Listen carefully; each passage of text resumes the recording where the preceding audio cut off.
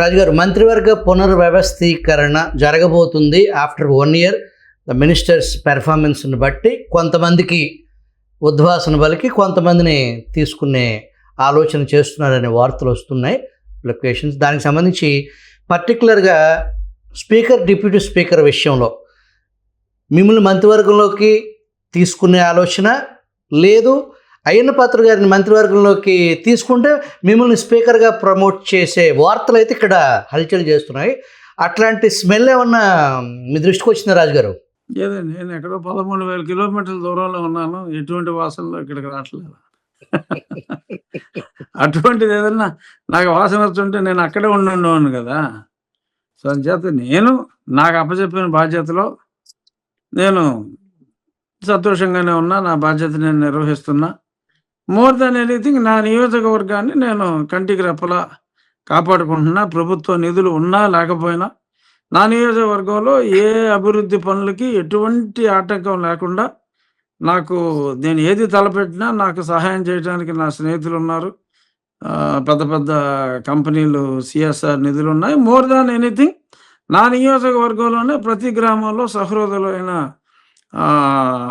వ్యక్తులు, రైలు చెరువుల్లో ఉన్నోళ్ళు కానీ, చేపల చెరువులు కానీ, వేరే హైదరాబాద్లో స్థిరపడిన వ్యాపారవేత్తలు కానీ మా ప్రాంతం వాళ్ళు చాలామంది ఉన్నారు. కాబట్టి నేను హ్యాపీగా ఉన్నా, ఎందుకంటే నా నియోజకవర్గంలో నాకు సక్రమంగా పనులన్నీ చేసుకోగలుగుతున్నాను. కాబట్టి సరే, గౌరవంగా ఉన్న పదవి ఉంది. బట్ ఏదైనా బాధ్యత రేపు ఒకవేళ ప్రక్షాళన జరిగి ముఖ్యమంత్రి గారు బాధ్యత అప్పచెప్తే సంతోషంగా స్వీకరిస్తాం, అప్పచెప్పకపోయినా ఇంతే సంతోషంతో, ఉల్లాసంగా, ఉత్సాహంగా నా పనులు, నా నియోజకవర్గ పనులు కానీ. సో బాధ్యత గల పదవి కాబట్టి శాసన సభ కమిటీలు, అందరూ కమిటీ మీటింగులు ఎలాగా, హౌ ఎఫెక్టివ్ ఆ శాసన వ్యవస్థ ప్రజాసేవకి ఎంత ఎఫెక్టివ్గా ఎలాగ ఉపయోగపడుతుంది, శాసనసభ పని దినాలు ఎలాగ పెంచాలి, ఇవన్నిటి మీద కూడా డిప్యూటీ స్పీకర్ అయినప్పటికీ నాకు ఒక విజన్ ఉంది. సో ఆ విజన్ని ఎలా ఇంప్లిమెంట్ చేయాలని చూడగలం. ఒకవేళ ఏదైనా శాఖ ఇచ్చినా ఆ శాఖని ఎఫిషియెంట్గా చేయగలము అన్న నమ్మకం ఉంది. సో ఏం అవుతామనేది మన చేతుల్లో లేదు. ఎందుకంటే 4 సంవత్సరాల అవిశ్రాంత పోరాటం తర్వాత నా ఎంపీ పదవిని కూడా తృణప్రాయంగా భావించి డిస్క్వాలిఫై చేస్తే చేసుకున్నాడు, మళ్ళీ ఎలక్షన్కి వెళ్తాం అని తృణప్రాయంగా ఉన్న పదవిని నేను వదులుకోవడానికి సిద్ధపడి 4 సంవత్సరాలు పోరాటం చేసిన తర్వాత నేను మంత్రి అవ్వను అని చెప్పి నేను కల్లో కూడా అవలా. సో కాబట్టి ఇప్పుడు అవుతాను అని నేనేమి అనుకోవట్లేదు. జరిగేదంతా మన మంచిగా అనుకోవటం, నా పని నేను చేసుకోవటం, ముఖ్యమంత్రి గారి P4 విజన్ని ప్రజల్లోకి పూర్తిగా తీసుకెళ్ళటం, నా నియోజకవర్గ బాధ్యతలు నేను చూసుకుంటాం, శాసన వ్యవస్థని నా చేతనైన స్థాయిలో పటిష్టపరచడం ఇప్పుడు నా ముందున్న బాధ్యత. భవిష్యత్తులో వేరే ఒకరోజు కాకుండా మరి 1 సంవత్సరానికి ఇస్తారా, 2 సంవత్సరాలకి ఇస్తారా ఎవరా అనేది అది మీ చేతుల్లో, నా చేతుల్లో లేదు. చూద్దాం, దాన్ని ప్రస్తుతానికి వదిలేద్దాం. నేను రాజకీయాలకి దూరంగా P4కి చేరువలో అలా దాతలు పట్టుకునే పనిలో ఉన్నా, మా ముఖ్యమంత్రి గారి విజన్ ప్రకారం. దట్స్ ఫైన్, రైట్ రాజుగారు. వస్తున్నాయి జగన్ రెడ్డి రథచక్రాలు వస్తున్నాయి అని చెప్పేసి ఆ జగన్ రెడ్డి గారి కాన్వాయ్ కారు, ఆయన ఉన్న కారు కాన్వాయ్ కింద ఫ్రంట్ టైర్లో, రైట్ సైడ్ ఫ్రంట్ టైర్లో తొక్కుని వెళ్ళినా పట్టించుకోకుండా అతను సింగయ్య చనిపోతే అంబులెన్స్లో చంపేశారు అనేలాంటి వార్తని ప్రచారంలోకి తీసుకురావటం, ఆ టెంపర్తనాన్ని అసలు ఎలా అర్థం చేసుకోవాలి?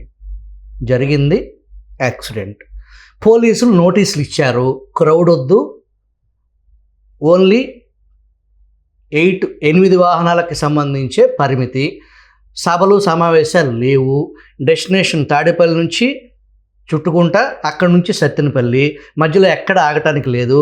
కానీ కూడలలో ఆగటం, కావాలని ఉద్దేశపూర్వకంగా బయటికి పెట్టి చేతులు ఊపటం, చిక్కటి చిరునవ్వు చిందించటం, ఆ చిక్కటి చిరునవ్వు చిందిస్తున్న దశలోనే ఒక నిండు ప్రాణం బలవటం. దాన్ని అంబులెన్స్లో ఎవరో చంపేశారనే నేరేషన్ని నిస్సిగ్గుగా బహిరంగంగా ప్రకటించడాన్ని ఎలా చూడాలి రాజు గారు? అంటే ఏమి లేదు, ఇప్పుడు చిన్నాన్ని చంపేశారు, సరే ఎవరు చంపారు అనేది సిబిఐ తెలుస్తుంది అనుకోండి. దాన్ని నారాసుర రక్త చరిత్ర అని చెప్పి అన్న తర్వాత ఇది పెద్ద విషయం కాదు. అంటే they are used to that kind of mud slinging, they are used to that. ఇంకా దాన్ని మనం కామెంట్ చేయలేం. అది పీపుల్ హ్యావ్ టు అండర్స్టాండ్. ప్రజలు వారి వారి మానసిక స్థితి అనండి, లేదంటే మరి దాన్ని మరి తెలుగు భాషలో దాన్ని ఉన్మాదం అంటారా, మరి ఏమంటారు, మరి దాని కరెక్ట్ పదం కూడా లేదు. అది చేసేసి పక్కోడి మీదకి తోసేయటం అది మరీ దారుణం. సరే ఆయన్ని ఆ సింగయ్య సరే ఇప్పుడు కారు కింద పడినప్పుడు కనీస బాధ్యత తెలిసినప్పుడు దగ్గరుండి హాస్పిటల్కి తీసుకెళ్ళటం అనేది మానవీయ కోణంలో ప్రతి వాళ్ళు చేయాలి. మరి అలా చేయలేదు. బట్ తిరిగి ఈ రకంగా అంబులెన్స్లో చంపేసి ఇందులో చచ్చిపోయినట్టుగా పెట్టడానికి చూశారు అని చెప్పి మాట్లాడటం అనేది అసలు మామూలు వాడికి అలాంటి థాట్స్ రావండి. సుభాకర్ గారు, చాలా కష్టం. You need a separate mind set. ఆ రకమైన ఎలిగేషన్లు చేయాలి అంటే మామూలు వాళ్ళు చేయలేరు. మరి ఆ వంట ఎవరు వండి వార్చారో నాకైతే తెలియదు, కానీ ఎవరు వండి వార్చినా అది చాలా తప్పు.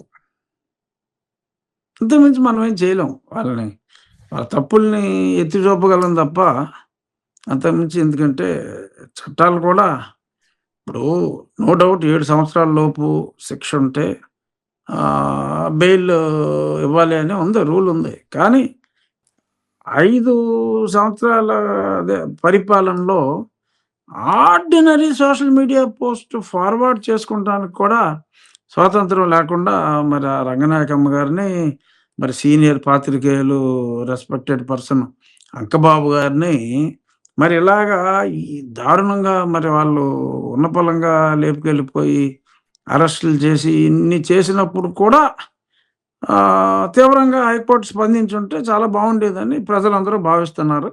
సరే అప్పుడు కాకపోయినా ఎప్పుడైనా స్పందించినందుకు మంచిదే. చట్టాన్ని పరిరక్షించవలసిన బాధ్యత ఉంది. సుప్రీంకోర్టు రూలింగ్స్ ఉన్నాయి. అర్నేష్ కుమార్ ఆర్డర్ని ఆనర్ చేయాలి అని చెప్పి ఎన్నోసార్లు నేను కూడా కోర్టులో ఫైల్ చేసిన దాంట్లో ఉంది. అందుకని ఆ 7 సంవత్సరాల కన్నా నేను ఏదన్నా బెయిల్ ఈజీగా తెచ్చేసుకోగలనని చెప్పి నాకున్న లీగల్ స్ట్రెంగ్త్తో 7 సంవత్సరాల కేసుని 10 ఏళ్ళని పెట్టించాడు జగన్మోహన్ రెడ్డి అండ్ ఈజ్ తొత్తు సునీల్ కుమార్. సరే అయినా సరే 24 గంటల్లో నేను బెయిల్ తెచ్చుకోగలిగాను.